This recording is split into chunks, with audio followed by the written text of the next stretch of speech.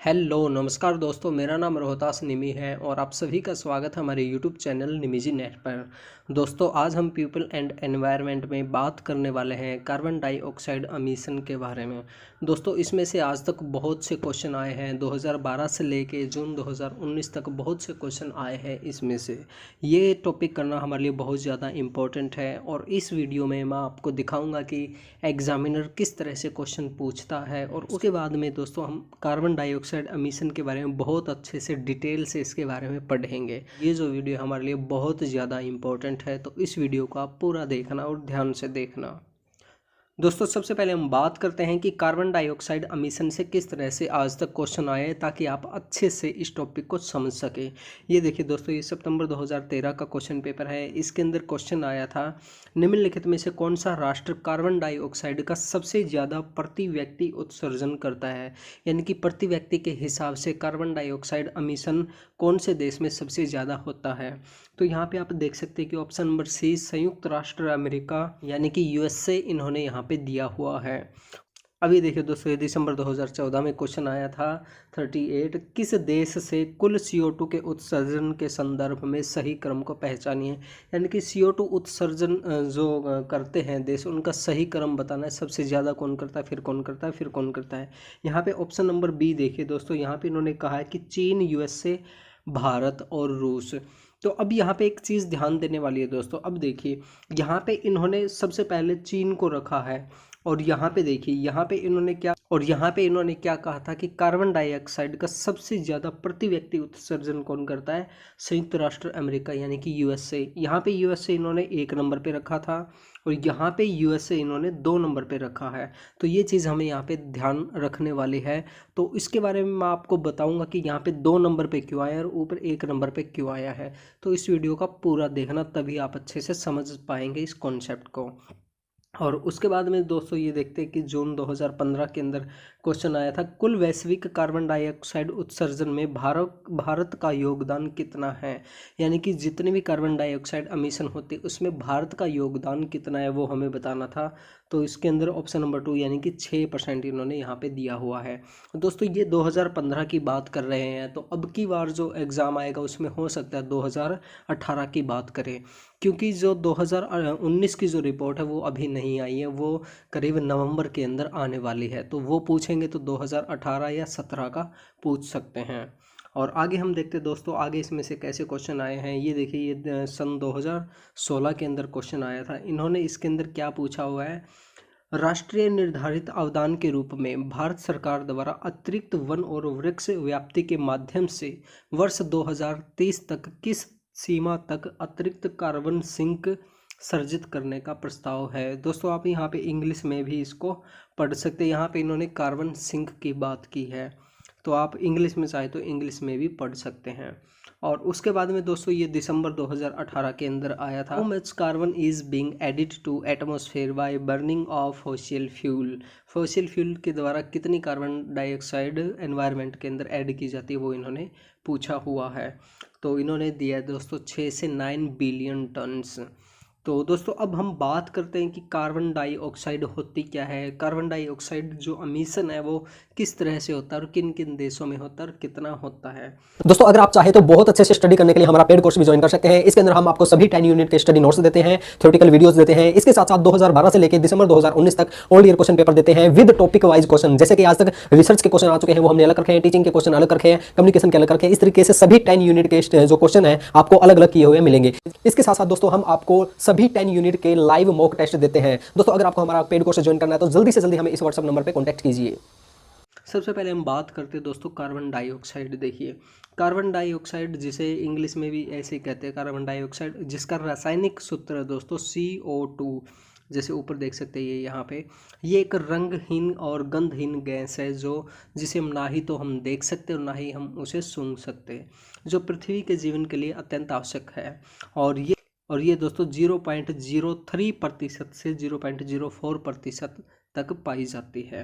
और इसमें आप देख सकते हैं कि जैसे ऑक्सीजन के 2 परमाणु होते हैं, ये रासायनिक सूत्र की बात दी हुई है दोस्तों, तो आप यहाँ से पढ़ लेना, बिल्कुल आसान है दोस्तों। और एक और चीज़ दोस्तों, ये जो CO2 है ये एक ग्रीन हाउस गैस है। अब ग्रीन हाउस गैसेज क्या होते हैं, कितने प्रकार की होती है, उसके बारे में हम आगे की जो वीडियो होगी उसके अंदर हम बताएंगे, लेकिन यहाँ पे हम केवल और केवल CO2 के बारे में बात कर रहे हैं।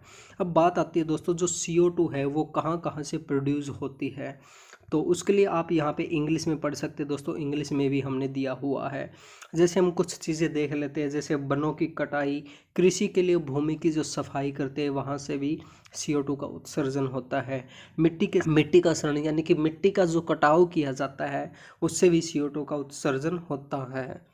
और अब हम बात करते हैं दोस्तों, जो CO2 उत्सर्जन है, एमिशन है, वो भारत के अंदर उसकी ग्रोथ क्या है। देखिए, अध्ययन के मुताबिक 2018 में भारत की 6.3 ग्रोथ रही। अब देखिए, पीछे हमने पढ़ा ना कि भारत के अंदर CO2 उत्सर्जन कितने प्रतिशत है, तो वहाँ पे कितना था, 6% दिया हुआ था, और इतना ही यहाँ पे आ रहा है।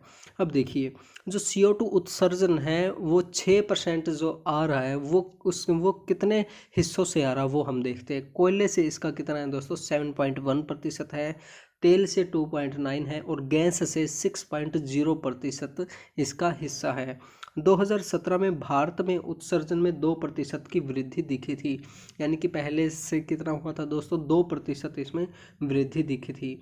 और अब क्या है दोस्तों, भारत सरकार ने इसमें सुधार करने के लिए कुछ कदम उठाए हैं।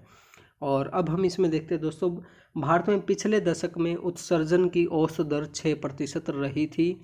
आर्थिक सुधारों को देखते हुए माना जा रहा है कि अगले साल भारत की विकास दर 8% तक का आंकड़ा छू सकती है।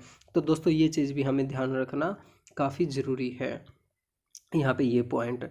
और आगे देखते हैं दोस्तों कि रिपोर्ट में कहा गया है कि भारत और चीन में अभी भी कोयला ऊर्जा और अर्थव्यवस्था का मुख्य हिस्सा बना हुआ है, यानी कि जो सबसे ज़्यादा एनर्जी हम प्राप्त करते हैं तो वो कहाँ से करते हैं दोस्तों, कोयला से हम प्राप्त कर रहे हैं। कोयले की जगह सोलर विंड एनर्जी पर निर्भरता लाना यह है चुनौतीपूर्ण होगा। अब देखिए, कोयला जो हम जलाते हैं उससे बहुत ज़्यादा हमारा नुकसान होता है। अब कोयले को रिप्लेस किससे करने की योजना बनाई जा रही है, सोलर और विंड एनर्जी से रिप्लेस करने की योजना बनाई जा रही है। और अब जो आगे जो मोस्ट इम्पॉर्टेंट चीज़ है वो देखते हैं दोस्तों, 3 देश कर रहे हैं 40% उत्सर्जन, यानी कि पूरी दुनिया में 3 ऐसे देश हैं जो कुल मिला के पूरी दुनिया का 40% CO2 उत्सर्जन करते हैं। देखिए, इसके अंदर चीन, भारत, यूरोपियन यूनियन मिलकर दुनिया का 40% से अधिक ज़्यादा कार्बन उत्सर्जन कर रहे हैं। भारत चीन जहां कोयले का काफ़ी इस्तेमाल कर रहे हैं, वहीं अमेरिका और यूरोपियन यूनियन ने कोयले की खपत में कमी की है। अब देखिए, ये चीज़ आ सकती है दोस्तों, कोयले का सबसे ज़्यादा उपयोग किन किन देशों में किया जाता है, तो वो यहाँ पे क्वेश्चन आ सकता है, तो ये चीज़ आपको ध्यान रखना ज़रूरी है। और अभी जैसे हमने बात की थी कि कोयले को रिप्लेस किससे किया जा रहा है, सोलर और विंड एनर्जी से किया जा रहा है। अध्ययन में कहा गया कि कोयले पर निर्भरता कम करने के लिए इंटरनेशनल सोलर अलायंस का गठन किया गया है। ये क्वेश्चन भी आ सकता है दोस्तों कि कोयले की निर्भरता कम करने के लिए किस अलायंस का गठन किया गया है, तो इंटरनेशनल सोलर अलायंस का गठन किया गया है। भारत भी सोलर फार्मों की तरफ बढ़ रहा है। कार्बन उत्सर्जन कम करने के लिए भारत 2020 तक कोयला मुक्त ऊर्जा की रणनीति का ऐलान कर सकता है। और उसके बाद में दोस्तों, जो मोस्ट इम्पॉर्टेंट चीज़ है हमारे सामने वो भी हम देखते हैं। दोस्तों, मैं आपको बार बार कह रहा हूँ कि ये वीडियो आप पूरा देखना, क्योंकि बहुत सी चीज़ें इसके अंदर आने वाली है। अब वही बात आती है दोस्तों, जो सबसे पहले हमने क्वेश्चन में देखी थी, 2 क्वेश्चन के अंदर। ये देखिए दोस्तों, यूरोपीय आयोग और नीदरलैंड पर्यावरण आंकलन एजेंसी द्वारा जारी किए गए एडगर डेटाबेस के अनुसार, अब कौन सा डेटाबेस था दोस्तों, एडगर डेटाबेस, और किसके द्वारा ये जारी किया गया था, यूरोपियन आयोग और नीदरलैंड पर्यावरण आयोग के द्वारा ये जारी किया गया था। इसके अनुसार क्या है दोस्तों, विश्व में सबसे अधिक कार्बन डाइऑक्साइड गैस का उत्सर्जन करने वाला देश चीन है। ये देखिए दोस्तों, सबसे ज़्यादा उत्सर्जन कौन करता है? चीन देश करता है। जबकि सर्वाधिक प्रति व्यक्ति कार्बन डाइऑक्साइड गैस का उत्सर्जन करने वाला देश कौन है? अमेरिका है। ठीक है, ये चीज़ हमें ध्यान में रखना बहुत ज़्यादा ज़रूरी है कि अगर वहाँ पे टोटल में पूछा जाए तो वो चीन उत्सर्जन करता है सबसे ज़्यादा, और प्रति व्यक्ति के बारे में पूछा जाए तो अमेरिका सबसे ज़्यादा उत्सर्जन करता है। यहाँ एक चौंकाने वाला तथ्य यह है कि दुनिया के 10 सबसे बड़े कार्बन डाइऑक्साइड उत्पादक देशों का कुल कार्बन डाइऑक्साइड गैस के उत्पादन में 67% का योगदान है। अब देखिए, जो पूरी दुनिया के अंदर बहुत से देश हैं हमारे, उनमें से 10 देश ऐसे हैं जो पूरी दुनिया का 67% कार्बन डाइऑक्साइड उत्सर्जन करते हैं, और इसमें से लगभग 30% योगदान अकेले चीन का है। अब ये देखिए दोस्तों, कितनी हैरानी वाली बात है यहाँ पे कि 10 देश मिलके 67% करते हैं, और उस 67 में से 30% जो है दोस्तों वो केवल और केवल चीन का उत्सर्जन है। तो कितनी हैरानी वाली बात है, और यहाँ से हमारा एक क्वेश्चन आने की काफ़ी संभावना बन रही है। अब देखिए यहाँ पे इन्होंने अलग अलग दिया हुआ है, वो हम देख लेते हैं। चीन प्रति व्यक्ति लगभग 10,641 मिलियन मीट्रिक टन का उत्सर्जन करता है, जो कि दुनिया के कुल प्रदूषण का 30% है। उसके बाद में संयुक्त राज्य अमेरिका प्रति वर्ष 5,414 million metric ton carbon dioxide उत्सर्जन करता है, जो कि दूसरे स्थान पर आता है। यहाँ पे आप अच्छे से पढ़ लेना दोस्तों। हाँ, एक चीज़ और यहाँ पे ध्यान देने वाली है दोस्तों, यह दुनिया के कुल कार्बन उत्पादन का 15% उत्सर्जन करता है। और उसके बावजूद दोस्तों इस देश ने, संयुक्त राज्य अमेरिका ने, पेरिस समझौते पे हस्ताक्षर नहीं किए थे। अब भारत की बात करें तो दोस्तों, भारत प्रति वर्ष 2,274 million metric ton carbon dioxide उत्सर्जन करता है। भारत दुनिया के कुल कार्बन उत्सर्जन का केवल 7% कार्बन उत्सर्जित करता है। ये करंट की बात चल रही है दोस्तों। और जो भारत है वो कितने नंबर पे आता है? हमारा 4थे नंबर पर आता है। ये देखिए दोस्तों, 4th नंबर पे आता है। अब दोस्तों दुनिया के टॉप 10 देशों की बात करते तो आप यहाँ पे देख सकते हैं। सबसे पहले चीन है, फिर अमेरिका है, फिर यूरोपियन यूनियन है, फिर है भारत, फिर रूस, जापान, जर्मनी, ईरान, सऊदी अरब। यहाँ पे आपको दोस्तों टॉप 5 है वो ही याद करने की ज़रूरत है। और उसके बाद में जैसे एक चीज़ हो रहा है दोस्तों, अब बात करते हैं कार्बन डाइऑक्साइड प्रति व्यक्ति उत्सर्जन के हिसाब से हम देखें तो इसके अंदर दोस्तों सबसे पहले आता है अमेरिका, फिर आता है कनाडा, फिर आता है रूस, फिर आता है जापान, फिर आता है जर्मनी, फिर आता है चीन। अब देखिए चीन कितने नंबर पे है यहाँ पे प्रति व्यक्ति उत्सर्जन के मामले में? चीन है 1, 2, 3, 4, 5, 6, 6ठे नंबर पे चीन आता है। और अगर भारत की बात करें तो दोस्तों भारत सबसे लास्ट में आता है, ये हम देख लेते हैं। 1, 2, 3, 4, 5, 6, 7, 8, 9, 10, 11 नंबर पे भारत का स्थान आता है प्रति व्यक्ति उत्सर्जन के मामले में।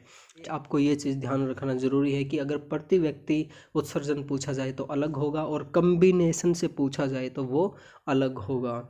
तो दोस्तों आज के लिए बस इतना ही। अगर आपको हमारी वीडियो अच्छी लगी तो इस वीडियो को लाइक कीजिए, शेयर कीजिए, कमेंट कीजिए। और दोस्तों अगर आपने अभी तक हमारा चैनल सब्सक्राइब नहीं किया है तो प्लीज़ हमारे चैनल को सब्सक्राइब कर लीजिए, और घंटी का बटन ज़रूर दबाइए ताकि आप हमारी आने वाली वीडियोज़ को आसानी से देख सकें। थैंक यू दोस्तों आज के लिए बस इतना ही। अगर आपको हमारी वीडियो अच्छी लगी तो इस वीडियो को लाइक कीजिए, शेयर कीजिए, कमेंट कीजिए। और दोस्तों अगर आपने अभी तक हमारा चैनल सब्सक्राइब नहीं किया तो प्लीज़ हमारे चैनल को सब्सक्राइब कीजिए, और घंटे का बटन ज़रूर दबाइए ताकि आप हमारी आने वाली वीडियोज़ को आसानी से देख सकें। थैंक यू दोस्तों।